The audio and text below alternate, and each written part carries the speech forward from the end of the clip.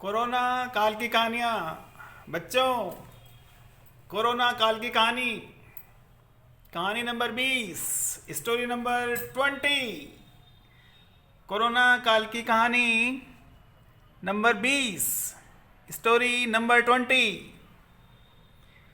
बच्चों, बहुत सारी प्राचीन कहानियाँ हैं जो हमें किताबी ज्ञान के साथ साथ सांसारिक ज्ञान व व्यवहारिक ज्ञान भी सिखाते हैं। जैसे पंचतंत्र की कहानियाँ, एसोप की कहानियाँ, लोक कथाएँ, धार्मिक कथाएँ, विदेशी कथाएँ, परी कथाएँ और साहसिक कहानियाँ आदि आदि। बच्चों, इसी श्रृंखला में हम एक नया अध्याय जोड़ रहे हैं, कोरोना काल की कहानियाँ। प्रस्तुत कहानी का नाम है हीरा हिरन। हीरा हिरन। एक जंगल में हीरा नामक हिरन रहता था। हिरन वन के सरकारी विद्यालय में अध्यापक था। वे बहुत मेहनत और समझदारी से पढ़ाते थे। सभी जानवर उनका बहुत सम्मान करते थे। हीरा हिरन के 4 बेटे थे। अध्यापक के बेटे होने के बावजूद भी वे पढ़ते लिखते नहीं थे। विद्यालय से लौटकर सारे दिन जंगल में घूमते फिरते, न पढ़ते न लिखते, हरी हरी घास खाते, नदी का मीठा मीठा पानी पीते और रात होने से पहले घर लौट आते, घर आकर सो जाते। बच्चे बड़े होते जा रहे थे। पहले साल ही उन्होंने इंटरमीडिएट पास किया था। Intermediate means 12th class. बेचारा हिरन और उसकी पत्नी बहुत परेशान रहते। हीरा सभी को अध्यापक बनाना चाहता था। हीरा हिरन अपने चारों बेटों को अध्यापक बनाना चाहता था, टीचर बनाना चाहता था।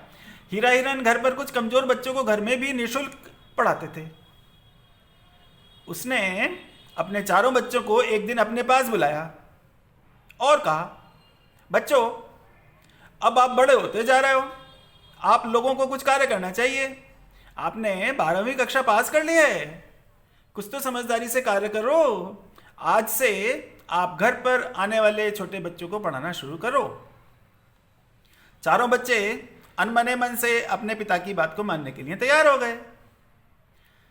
चारों बेटे पढ़ाते तो थे, लेकिन उनका मन पढ़ाने में बिल्कुल भी नहीं लगता था। बच्चे आते, जिस तरह से वे मास्टर जी के पैर छूते, उसी तरह उनके चारों बेटों के भी पैर भी छूते।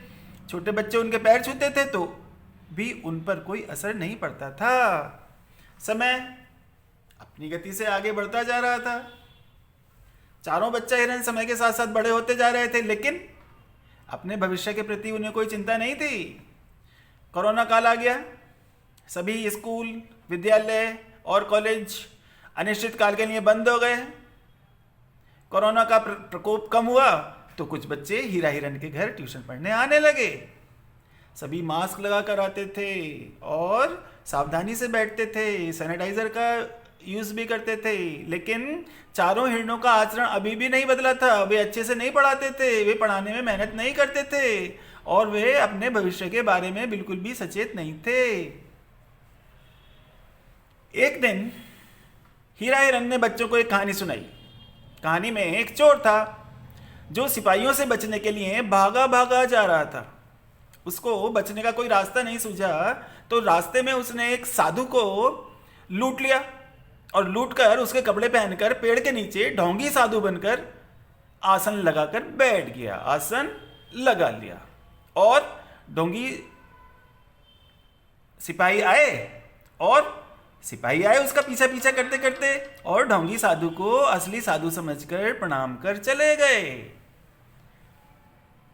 अब ढोंगी साधु को सभी गांव वालों ने भी असली साधु समझ लिया और असली साधु मानकर उसको खाना देना शुरू कर दिया। कुछ दिन बाद ढोंगी साधु बने चोर को चढ़ावे में पैसे व सम्मान भी मिलने लगा। एक दिन ध्यान में बैठे साधु को एहसास हुआ कि जब एक नकली साधु को इतना प्यार और सम्मान मिल रहा है तो असली साधु बनने पर तो भगवान ही मिल जाएंगे। बस फिर क्या था, चोर वास्तव में साधु बन गया, असली साधु बन गया। चारों बच्चा हिरन कहानी को ध्यान से सुन रहे थे। चारों बच्चा हिरन कहानी को बहुत ध्यान से सुन रहे थे।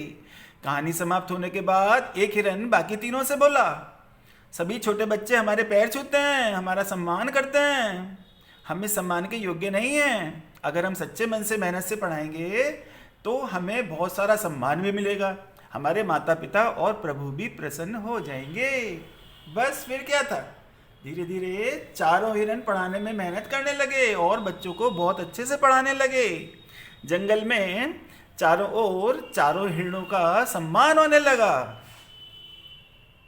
एक दिन राजा शेर ने, जंगल के राजा शेर ने हीरा हिरन और उसके चारों बेटों को बुलाकर उनका सम्मान किया और उनके गांव में एक सरकारी स्कूल बनाकर चारों हिरणों को उसमें अध्यापक की नौकरी दे दी।